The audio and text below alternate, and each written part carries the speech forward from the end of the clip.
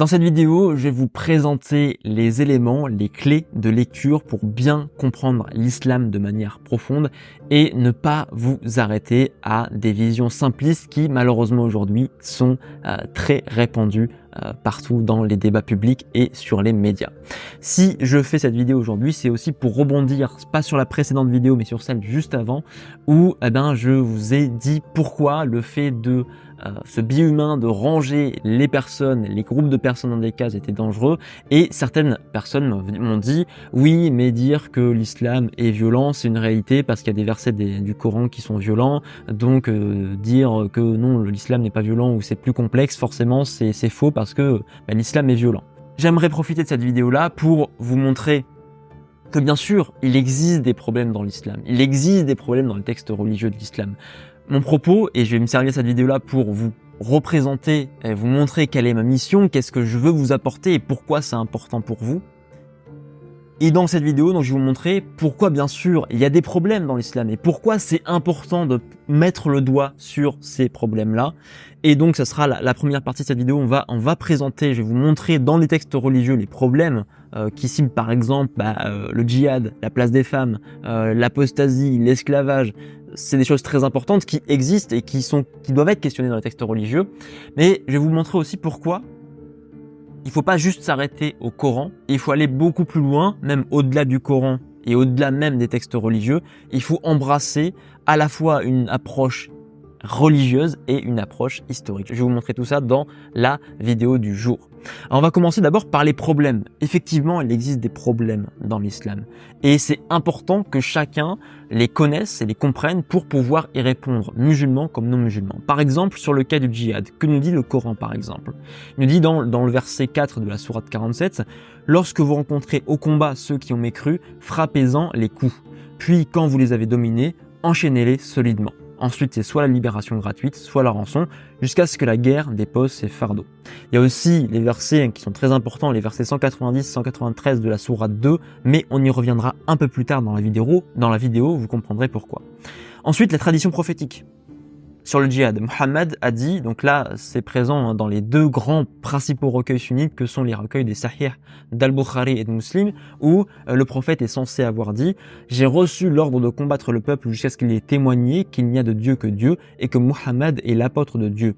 Et il se tourne vers notre direction de prière et mange de nos sacrifices et prie nos prières. Alors leur sang nous est interdit, sauf par la loi. » Donc dans cette tradition prophétique, bien sûr, on voit un aspect qui selon certaines interprétations, pourrait dire que on a le droit, les musulmans ont le droit de combattre tous ceux qui ne sont pas musulmans. Bien sûr, cette tradition-là, vue comme ça, serait aussi contradictoire par rapport au Coran, et on y reviendra juste après. Ensuite, sur les femmes, par exemple, on a le verset 34 de la sourate 4 qui nous dit « Les hommes ont autorité sur les femmes en raison des faveurs qu'Allah accorde à ceux-là sur celles-ci et aussi à cause des dépenses qu'ils font de leurs biens. » Donc ça, c'est pour l'autorité du mari sur la femme. Il y a aussi, et ce qui est très critiquable, on le verra plus tard, c'est le droit de pouvoir frapper sa femme. Là aussi, c'est le même verset, même sourate. « Et quant à celles dont vous craignez la désobéissance, exhortez-les.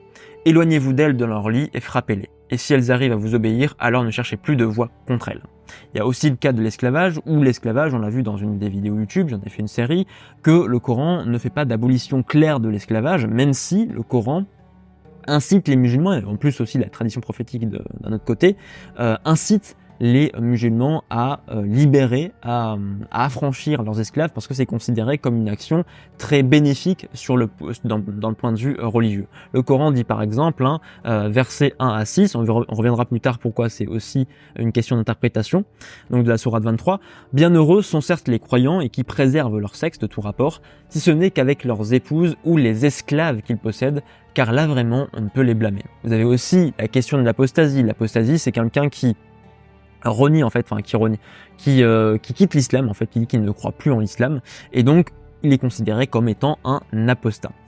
Donc comment en parle le Coran? Le Coran, il faut bien comprendre que l'apostasie, le Coran ne dit pas qu'il faut châtier ceux qui ont apostasié sur terre et surtout il ne décrit pas de châtiment précis, comme vous allez le voir maintenant à travers ces versets ces différents versets du Coran. Verset 217 sourate 2 par exemple, « Ceux qui parmi vous s'écartent de leur religion et qui meurent incrédules, voilà ceux dont les actions seront vaines en ce monde et dans la vie future. Voilà ceux qui seront les hôtes du feu, ils y demeureront éternellement. » Ici on n'a pas de châtiment terrestre, il y a surtout un châtiment après la mort. Donc c'est l'enfer. Ensuite, verset 74 de la sourate 9. Dieu les châtiera, donc les apostats, d'un châtiment douloureux, en ce monde et dans l'autre. Donc là, on dit bien qu'il y a un châtiment terrestre, il n'est pas du tout décrit, mais surtout, donc il y a encore ce châtiment dans l'autre monde, c'est-à-dire après la mort, c'est l'enfer.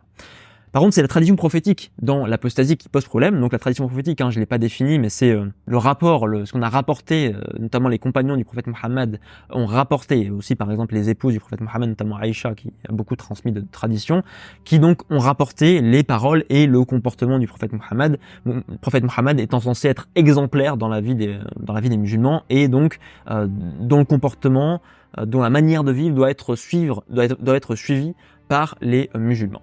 Donc dans la tradition prophétique, donc là qui est relatée notamment dans le Sahih d'Al-Bukhari, on a la parole du prophète Mohammed qui est celle de dire que celui qui change de religion, tuez-le. Donc là c'est simple, c'est clair, c'est net. On a également une autre tradition prophétique présente dans les Sahih d'Al-Bukhari et de Muslim cette fois-ci. Le sang d'un musulman n'est licite que sous 3 conditions. La vie contre la vie, donc le verset le sang d'un musulman, la personne mariée adultère, et pour celui qui abandonne sa religion et se sépare de sa communauté. Donc là maintenant j'ai ciblé quelques versets, on n'a pas bien sûr ciblé tous les versets et tous les sujets, mais quelques versets du Coran et des traditions prophétiques qui sont problématiques. Maintenant, la question, avant même de parler de versets, c'est de se demander, c'est quoi l'islam en fait? Qu'est-ce que l'islam? Est-ce que l'islam c'est simplement le Coran et la tradition prophétique? Oui, ce sont les textes religieux. Mais l'islam, c'est les textes religieux, mais c'est aussi les interprétations qu'en ont fait les savants musulmans au fil des siècles. C'est important de comprendre parce que si on s'arrête juste au Coran par exemple ou à la tradition prophétique, on comprendrait selon notre propre lecture certaines choses, mais ce qu'il faut comprendre c'est que c'est souvent non seulement plus intéressant mais aussi plus complexe de voir comment les savants musulmans au fil des siècles ont interprété leurs propres textes. Parce que finalement, notamment si on est musulman, comprendre finalement si les textes de l'islam sont dangereux et problématiques, c'est surtout en essayant d'étudier comment les savants musulmans, parce que c'est eux-mêmes, c'est leur religion, ont interprété leurs propres textes.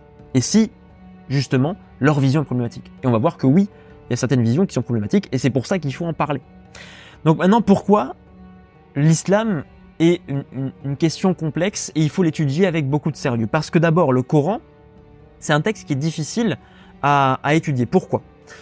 Parce que dans le Coran, vous avez beaucoup de langage, alors parfois c'est très simple à comprendre, mais parfois le Coran emploie un langage métaphorique, des images, donc des comparaisons.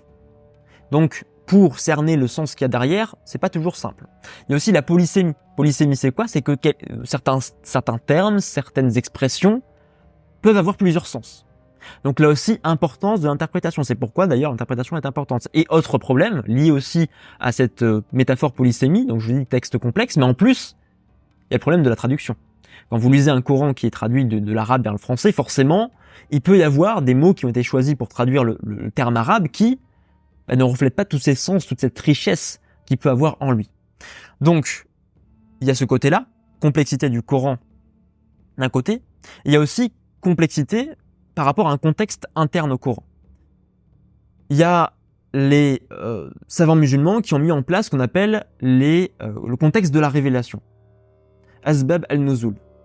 Et ce contexte de la révélation, il est très important, pour certains versets en tout cas, et notamment ceux par exemple qui vont traiter du djihad, mais on va pas y revenir dans cette vidéo parce que bien évidemment ça requerrait de faire des dizaines de minutes, voire 1 heure de vidéo, et c'est pas le but d'aujourd'hui. Mais donc il y a certains versets qui sont révélés dans un contexte particulier, parce que les versets coraniques ont été révélés à Muhammad, selon la tradition prophétique encore une fois, bien sûr, au fur et à mesure des années, au fur et à mesure de l'évolution du contexte de la communauté musulmane, notamment des rapports entre la communauté musulmane et la Mecque, et leurs ennemis de la Mecque, et certains rebondissements qui ont eu lieu à Médine par exemple, par rapport notamment aux tribus juives, et au conflit qu'il y a eu avec les tribus juives, entre autres. Donc vous voyez que bon, il faut déjà étudier les choses de manière profonde. Ensuite, il y a la tradition prophétique à côté du Coran. Et à côté du Coran, cette tradition prophétique-là, c'est une seconde source dans l'islam, une source importante, mais une source qui ne doit pas contredire le Coran. Là aussi, importance, parce que par rapport aux interprétations que certains savants vont faire, notamment des savants contemporains, vont faire du Coran, eh bien certaines traditions on va les considérer comme étant peu crédibles, comme des traditions qui ne sont pas authentiques. Donc ensuite, il y a la place des interprétations. Donc pourquoi les interprétations sont importantes? Ceux qui vont interpréter, les juristes musulmans, au fur et à mesure des siècles qui vont interpréter les textes religieux, on va appeler ces personnes-là les fuqaha. Les fuqaha, ou faqih au singulier, ce sont des juristes. C'est des personnes qui pratiquent ce qu'on appelle le fiqh, d'où leur nom. Le fiqh, c'est quoi? C'est la jurisprudence. On traduit ça par jurisprudence islamique musulmane en français. C'est en fait quoi? C'est des personnes qui vont interpréter les textes de l'islam, donc principalement le Coran et la tradition prophétique, pour mettre en place, définir la loi musulmane, la charia. La charia, c'est eux, donc les fuqaha, qui vont établir tout ça. Donc, pourquoi c'est important l'interprétation? Parce que tout tient sur l'interprétation, les textes religieux d'un côté, l'interprétation de l'autre, pour finalement arriver vers l'élaboration de la loi musulmane, la charia. Et c'est aussi pour ça que, pourquoi c'est important l'interprétation, parce qu'il faut le rappeler également que dans l'islam, il n'y a pas de pape. Il n'y a pas de pape qui chapeaute tout ça, d'autorité ultime qui dit « ça c'est la vérité, ça c'est faux ». Et ce qui donne aussi, donc, encore plus de poids à l'interprétation dans la religion musulmane. Maintenant, je vais revenir avec vous sur différents sujets pour vous montrer l'importance de cette interprétation et vous montrer pourquoi vous limitez simplement à la lecture des textes. Alors souvent, ça se limite au Coran ou à certains versets, certaines traditions prophétiques. Pourquoi vous limitez à ces textes-là? C'est une erreur et il faut vraiment dépasser cette vision-là pour développer un savoir profond sur l'islam et comprendre réellement l'islam de manière beaucoup plus juste. Donc par exemple, on prend le djihad. Je vous ai dit, j'allais vous citer précédemment les versets 190-193 de la sourate 2.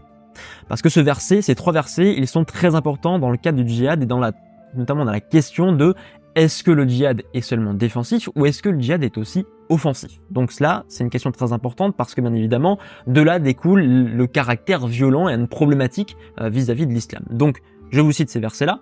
Combattez dans le sentier d'Allah ceux qui vous combattent et ne transgressez pas. Certes, Allah n'aime pas les transgresseurs.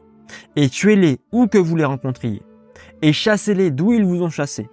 L'association, on va voir pourquoi ce terme d'association est aussi à mettre en question, est plus grave que le meurtre. Mais ne les combattez pas près de la mosquée sacrée avant qu'ils ne vous y aient combattu. S'ils vous y combattent, tuez-les donc. Telle est la rétribution des mécréants. S'ils cessent, Allah est certes pardonneur et miséricordieux. Et combattez-les jusqu'à ce qu'il n'y ait plus d'association, encore une fois. Et que la religion soit entièrement à Allah seul. S'ils cessent, donc plus d'hostilité, sauf contre les injustes. Alors pourquoi je vous ai dit ce terme d'association? Je vous ai un petit peu mis faire la focale dessus. Pourquoi? Parce qu'au Moyen-Âge, en fait, et là, il y a un problème qu'il faut pointer du doigt. Au Moyen-Âge, la majorité des savants musulmans vont traduire le terme fitna par association ou associationnisme. Le terme fitna. Pourquoi c'est un problème? Parce que dans ce cadre-là, ça voudrait dire que les musulmans peuvent doivent combattre même leurs adversaires qui pratiquent l'association. Jusqu'à ce que, comme le dit le texte, il n'y ait plus d'association, il n'y ait plus de fitna. Donc on combat les ennemis jusqu'à ce qu'il n'y ait plus d'association. Au passage, association, ça signifie quoi? Ça signifie les personnes qui associent à Dieu d'autres dieux. Donc là, en l'occurrence, notamment, c'est dans le contexte, mais il y a un contexte dans ce verset, je n'aurai pas le temps d'en parler, mais c'est important aussi dans ce verset-là, c'est les polythéistes de la Mecque, les ennemis des musulmans. Et donc, au Moyen-Âge, la majorité des savants musulmans vont dire la fitna, c'est l'association. Et donc, si c'est l'association, ça voudrait dire vous pouvez combattre les polythéistes, les non-musulmans, jusqu'à ce qu'ils arrêtent de croire en leur Dieu.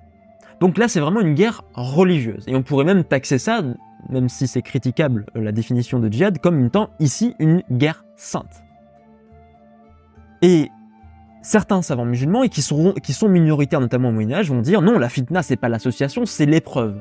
Ça veut dire donc qu'on a le droit de combattre nos adversaires jusqu'à ce que l'épreuve se termine, donc jusqu'à ce qu'ils déposent les armes, jusqu'à ce qu'ils cessent les hostilités. Au passage aussi, notez que au début de ce verset, je vous ai dit combattez dans le sentier d'Allah ceux qui vous combattent.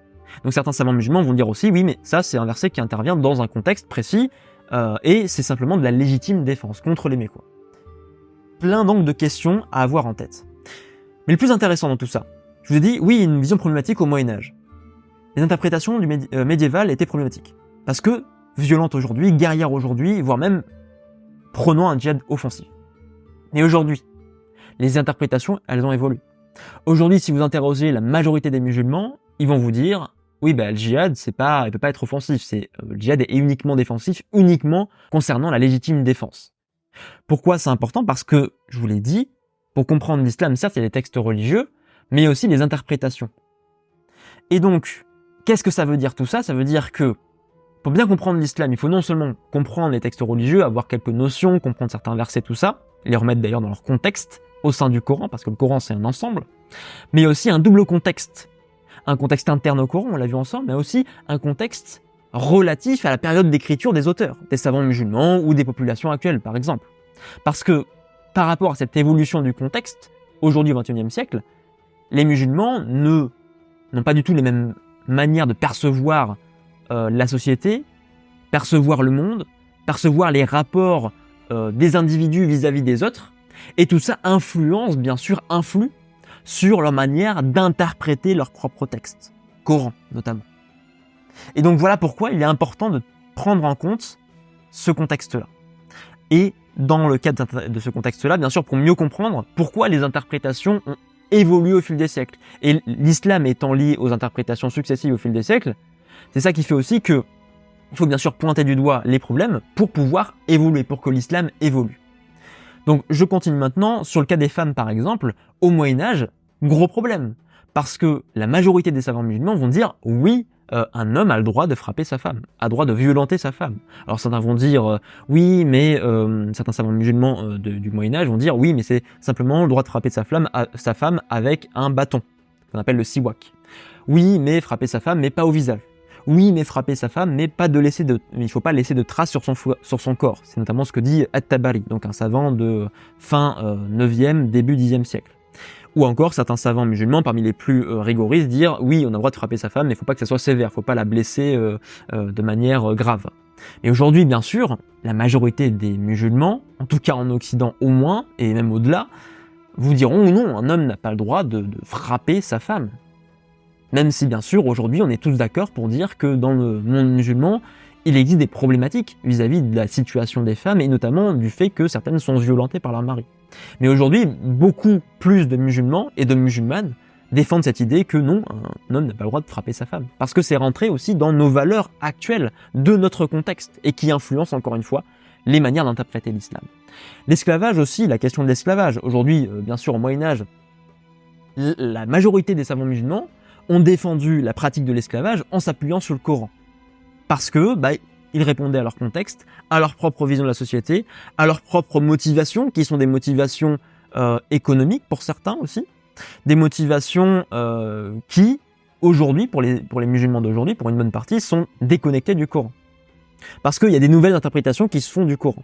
Par exemple, je prends le cas, par exemple, qui est un sujet relatif, connexe à l'esclavage, qui est celui du concubinage, donc de prendre des femmes esclaves pour avoir avec elles des rapports sexuels. Et quelqu'un, par exemple, j'ai lu son livre récemment de Chouki El Hamel, qui a fait un livre sur le Maroc noir. Lui, il dit par exemple que non, ça c'est le concubinage, c'est contraire aux valeurs de l'islam, c'est contraire aux propos qui sont diffusés dans le Coran, c'est contraire aux propos qui sont diffusés dans la tradition prophétique. C'est une interprétation, on est d'accord ou pas, mais c'est une interprétation contemporaine qui est de plus en plus présente par rapport au contexte d'aujourd'hui. Et même si on reprend un savant par exemple comme El-Razi, qui est un savant plutôt du XIIe siècle de mémoire, eh bien lui, il fait partie de cette minorité de savants musulmans qui ont défendu l'idée que non, dans l'islam, on n'a pas le droit de pratiquer le concubinage et d'avoir des rapports sexuels avec des esclaves de manière légitime. Simplement avec son épouse ou ses épouses. Mais là aussi, c'est la question de la polygamie qui est là encore une autre question. La question de l'apostasie. On y revient à la question de l'apostasie. Donc je vous dis, le Moyen-Âge, dans le Coran, il n'y a pas vraiment de châtiment corporel, terrestre qui est défini. C'est surtout un châtiment qui arrive après la mort. Mais le problème, c'est donc dans la tradition prophétique, on l'a déjà cité, la tradition prophétique, et les savants musulmans, en grande majorité au Moyen-Âge, ils ont été d'accord pour dire l'apostasie d'une personne doit être punie par la peine de mort. Mais là aussi, pourquoi là il faut aller encore plus loin? Parce que aujourd'hui, bien sûr, une bonne partie des musulmans sont contre cette idée de mettre à mort quelqu'un parce qu'il a apostasié. Et aussi, ce qu'il faut comprendre, c'est que à côté de cette question de l'apostasie, il y a aussi la question de certains chercheurs, soit des historiens occidentaux, soit des musulmans, mettent en avant l'idée, oui, mais qu'est-ce que voulait dire l'apostasie dans l'esprit des savants musulmans du Moyen-Âge. Avec cette idée que l'apostasie, c'est pas simplement quitter sa religion, à ces époques-là, au Moyen-Âge, c'est aussi quitter sa société, quitter finalement son groupe, et en quelque sorte aussi, ça a des conséquences politiques qui peuvent être graves. Donc pour eux, certains savants, encore une fois c'est question d'interprétation, disent que l'apostasie c'est la partie religieuse et aussi le fait de quitter sa communauté politique et en quelque sorte d'être coupable de trahison. C'est encore une fois des interprétations, mais c'est pour ça que c'est important de bien comprendre que l'islam c'est à la fois des textes religieux et aussi des interprétations. Je voudrais que vous reteniez dans cette vidéo-là, c'est que l'important c'est pour bien comprendre l'islam, c'est les textes, l'interprétation. Et à travers donc cette compréhension-là, c'est de pouvoir cibler des problèmes. Parce que vous avez vu, tout ce que j'ai cité auparavant, il y a des problèmes. Parce que si les musulmans actuellement, certains se fondent sur les avis qui ont été émis par les savants musulmans du Moyen-Âge, parce que ces savants musulmans du Moyen-Âge, ils sont considérés comme étant les piliers aussi de la pensée musulmane, et si on se base uniquement sur les savants du Moyen-Âge en disant c'est eux qui ont raison, ça pose de gros problèmes. C'est pour ça qu'il faut bien comprendre tous ces sujets-là pour pouvoir cibler les problèmes. Parce que des problèmes, il y en a dans l'islam, il y en a dans les textes religieux. Et donc c'est en ciblant ces problèmes qu'on peut aussi les résoudre du mieux possible, qu'on peut avancer de manière la plus efficace possible pour pouvoir les régler, ces problèmes. Donc ça passe aussi par l'éducation. Et vous voyez donc, si aussi l'islam c'est une interprétation, pourquoi je vous dis aussi qu'il faut mener un travail d'éducation, c'est parce que l'islam, c'est aussi des interprétations. Et donc, les interprétations évoluent en fonction du contexte, en fonction aussi de l'éducation des musulmans. Et aussi des non-musulmans, parce que moi je crois, et je suis non-musulman moi-même, que les non-musulmans aussi ont leur part à faire en montrant les problèmes et en le faisant de manière intelligente, de manière profonde, avec une connaissance des textes, avec une connaissance de l'histoire arabo-musulmane. Donc vous voyez pourquoi aussi cette place du contexte, en tant que facteur dans l'évolution des pensées des musulmans, savants ou populations, il est si important. Contexte politique, contexte militaire, contexte social, contexte religieux. Quand vous avez par exemple au XIIIe siècle des savants musulmans qui réfléchissent à une époque où ils sont mis en danger par les croisades, par la Reconquista ou la reconquête en Espagne et par l'arrivée des invasions mongoles, forcément leur vision du djihad par exemple ne sera pas la même qu'un musulman du XXIe siècle. Voilà pourquoi le contexte est si important. Et maintenant, j'aimerais vous montrer et vous mettre en avant pourquoi du coup ma mission est si importante. Parce que si je fais tout ça, si j'ai créé cette chaîne principale et aussi si je vous fais ces vidéos sur cette chaîne secondaire, c'est parce que j'ai envie aujourd'hui qu'on sorte de ce conflit.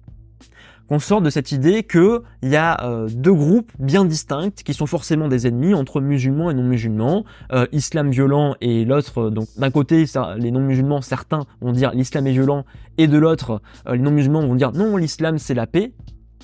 J'ai envie qu'on sorte de ce conflit-là parce que les deux en fait ont tort, les choses sont beaucoup plus compliquées, il y a des problèmes bien sûr. Donc on sort de ce conflit, qu'on sorte aussi de ces émotions agressives et qu'on dépasse, parce que si on reste dans ces émotions, si on reste dans ces conflits, forcément, ce qui va en sortir, c'est une vision simpliste. Et souvent, une vision donc erronée de l'islam, de ce qu'est l'islam, et de ce qu'ont dit les savants musulmans au fil des siècles, et donc, vision erronée des problèmes qui existent vis-à-vis de l'islam. Donc, qu'on sorte de cette émotion-là pour développer, pour que vous puissiez développer un savoir profond. Un savoir qui associe donc la science religieuse, le savoir religieux et l'histoire arabo-musulmane. Comprendre les deux pour comprendre vraiment les choses de manière profonde et pour pouvoir cibler les problèmes et y répondre de la manière la plus lucide, de la manière la plus efficace possible. Donc vraiment, si je fais tout ça aujourd'hui vis-à-vis de vous, c'est vraiment pour cibler les problèmes, pour que vous puissiez développer un savoir profond, pour qu'ensemble on puisse cibler le problème et pour enfin qu'on puisse avancer. Et notamment ici, les musulmans, parce que je sais que vous êtes beaucoup de musulmans à me suivre et à acheter aussi les programmes que je crée en parallèle et à découvrir des choses et me dire ouais, t'as totalement changé ma vision et oui, je vois les problèmes et maintenant j'ai envie de les régler, j'ai envie que ça change. Et donc, de votre côté, vous pouvez transmettre ces connaissances-là à vos proches, à vos enfants par exemple si vous en avez ou si vous prévoyez d'en avoir, ça c'est juste hyper important. Et si vous êtes musulman, l'éducation pour vous c'est quelque chose de très important. Donc je pense que ces questions-là, c'est juste primordial de les transmettre autour de vous pour que les choses évoluent, pour que les choses évoluent positivement, pour que les choses évoluent de la meilleure des manières possibles. Donc voilà un petit peu ce que j'ai envie de vous dire aujourd'hui. Si vous voulez aller plus loin et avoir encore plus de savoir sur l'islam et son histoire, je vous rappelle que vous pouvez cliquer sur le premier lien dans la description pour vous inscrire au groupe privé et vous recevrez dans votre boîte mail chaque samedi matin à 9h30 un mail où je vous parle de tous ces sujets-là et où je vous transmets aussi des connaissances qui vont même au-delà de ces questions-là. Donc encore une fois, si ça vous intéresse, ça se passe sur le premier lien en description. Et si bien sûr vous avez des réflexions sur ces sujets, parce que bien sûr c'est des sujets complexes, d'ailleurs je tiens à vous le dire, il y a plein de sujets à aborder qui auraient mis beaucoup de temps à le faire dans cette vidéo, donc je l'ai pas fait, comme par exemple les questions de l'apostasie, je l'ai fait d'ailleurs, toutes ces questions-là, je les ai déjà d'ailleurs abordées dans un de mes programmes, dans différents programmes. Donc si vous avez des réflexions à me faire, des commentaires, si vous avez des questions à me poser vis-à-vis de cette vidéo, je vous invite à le faire directement dans l'espace commentaire de la vidéo. Et quant à nous donc, on se retrouve pour la prochaine vidéo. Mais jusque là, bien sûr, comme toujours, portez-vous bien.